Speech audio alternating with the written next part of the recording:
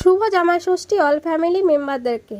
যেহেতু আজকে জামাই ষষ্ঠী, জামাইয়েরই দিন, তার জন্য একটা জামাইয়ের থালি কিন্তু নিয়ে চলে এসেছি। চলো থালিতে কি কি আছে আমরা কিন্তু দেখে নেব।